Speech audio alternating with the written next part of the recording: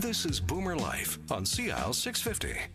Welcome back to the program. I'm Sterling Fox, joined in studio by Marlene Williams and Allison Howard, both from the Board of Directors of the BC Seniors Living Association. Marlene's the boss, actually, if truth be known.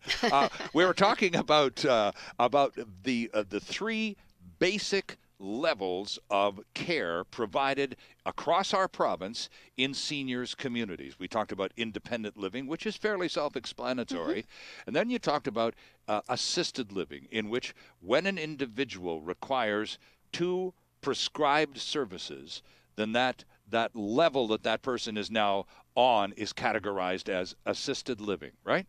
So the only category left is one, and Marlene, you've already said, well, it's got several names, and this is confusing for us. You know, we're just trying to do the homework here and get it right, because there will be a test, so help us sort out the confusion. Long-term care, or complex care, or residential care. Residential care, and they all mean the same darn thing. Fairly close. I mean, there's different aspects of how a community may deliver those services, so they may call it a bit differently. And there is an organization in British Columbia that deals with the long-term care, and that's the BC Care Providers Association. But long-term care usually means when a senior gets frail enough that they need 24-hour nursing care. Okay. Meaning they cannot direct their own care, and their physical, sometimes, mental as well, statue changes to the point where they do need to have a nurse or an RN or an LPN on 24 hours a day. I was just going to say, so that if that's the case, then Allison, in a long-term care facility, there would always be some kind of medical professional available. Always, 24 hours a day, yes. Varying levels from an LPN to an RN, depending on the community itself. Okay. So do most seniors communities include all three of these options, or how does that usually shake out, Allison? Would most of them be independent with a little bit of assisted and some long-term, or I would imagine there are communities that don't have anything but just one? Yes, that's very true. Through our membership, we find the majority of the British Columbia Senior Living Association members offer independent with some assisted living services. A campus of care is not as prevalent in our membership, although there are communities that do have it. And that would be all three on the same piece of real estate. All three, okay. so that the community member, the senior, can age in place, and so that they're not having to move around a lot, which is a lovely option. Right. But often when people are getting to the stage where they're needing long-term care, there is generally a move involved, and our membership tends to focus mostly on the independent lifestyle with some supportive services through assisted living. Okay. It's interesting because the Fraser Health Authority did a study, a 5-year study on seniors that had assisted living services provided to them, whether they had it in their home or whether they had it in the retirement communities. And the report came out last year.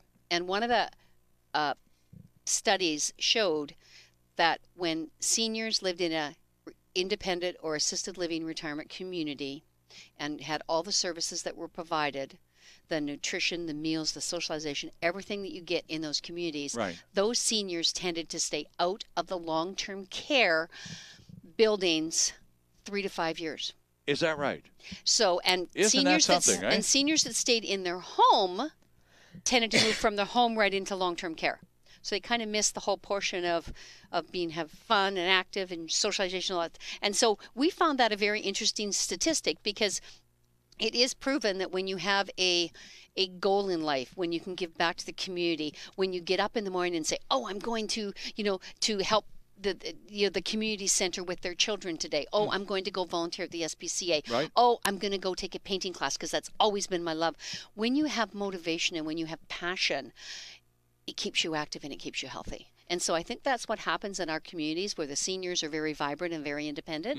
It gives them almost a sense of purpose again. And not that you wouldn't have that in your own home, but I saw it how my mother changed when she moved from a home, which she'd lived in for 37 years, into a retirement community, right, which she went into kicking, screaming, and fighting. I don't want to go. I don't want to go. Right, for sure. And within 3 months, she had a better social life than I do. Oh, okay. And loved it, had so many friends. She gained some weight, and she lived in that community until, unfortunately, she passed away last fall. at the age of 97 years old, and she moved in at 84. Oh my!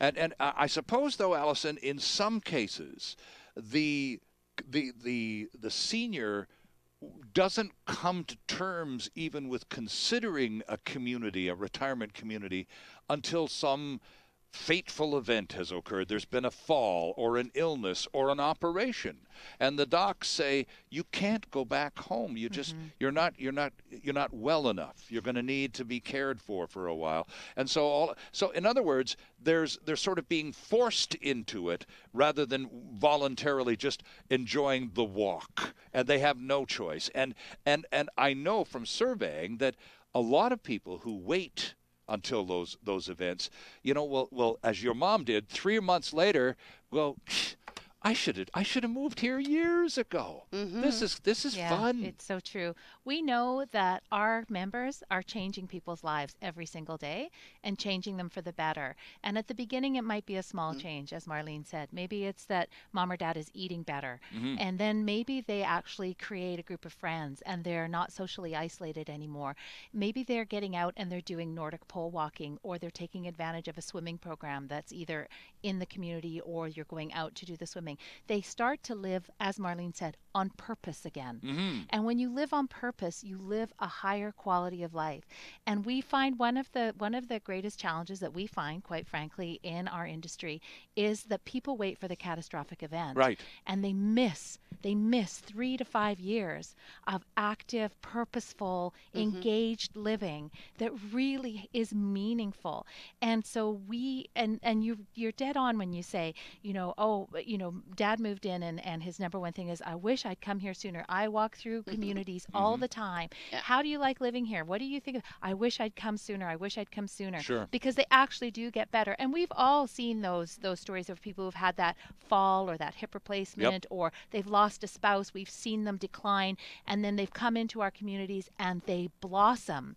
We've seen that, and we take great pride in that, and we know that we're affecting their lives positively. But that really is one of the greatest things that our association is here to do, is to say, this is a lifestyle, and it's a great lifestyle, and it is going to change your life for the better. Okay, this is a curiosity question, just strictly a curiosity question, because we've talked about long-term care in the context of people who require basically 24-hour nursing assistance in one way or another. What if a person is reasonably physically healthy, but is mentally challenged? There are cognitive issues. There's onset dementia or something like that. We worry a lot about moms and dads with this kind of thing.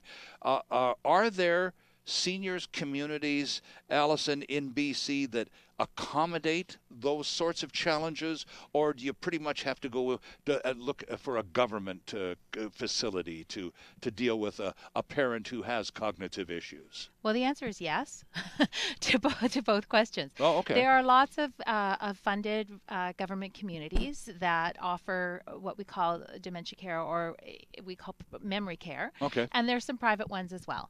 And some of our members, as we mentioned earlier, do provide memory care, and you will find now what's so exciting in this domain is that there's so much support and research and new programs that are coming out that really reach in and help reclaim some of those memories, reclaim some of that independence that a lot of our member communities who do provide long-term care, memory care, are really putting in some phenomenal supportive programs that are, again, enriching people's lives. I got to tell you, I've been to a few communities in the past couple of years at the invitation of many people just like you.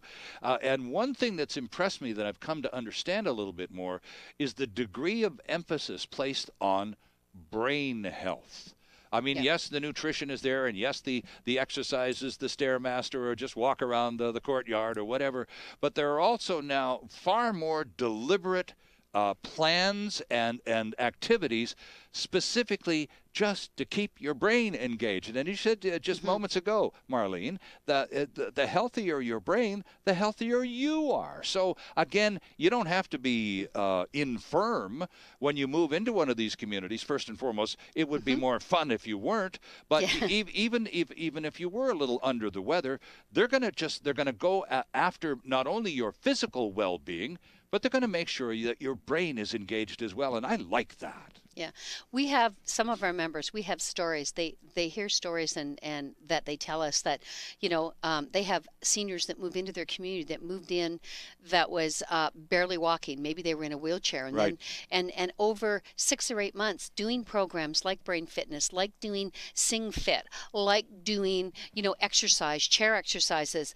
They have stories to say this person is now walking around without any help. They don't need a walker. They don't need anything, Right. because they have moved, and the recreational programs that community has helped that person actively get involved both physically and mentally again, and they've seen unbelievable improvements. Yeah, well, the emphasis is impressive. You were just going to add something, Well, I was Allison? going to say that they each one of these things that we call services and our amenities within our building, active life enrichment, art programs, nutrition, all of that, they're all pillars, and they're all pillars for the foundation of full integration, and they all feed off of each other and build a person up on all these different pillars so that their quality of life improves. So that's why when we reflect back to Better at Home, there's a couple of pillars that are missing Sure. in that Better at Home program that our members can provide a holistic approach, and that's why we see the gains physically, cognitively, socially, spiritually, emotionally, exponentially when people choose to live in a communal setting like one of our member communities. Our guests from the BC Seniors Living Association, Marlene Williams and Allison Howard. This is Boomer Life on CIL 650, and we're back after this. Canada's only weekly radio show dedicated to the baby boomer lifestyle. This is Boomer Life on CIL 650.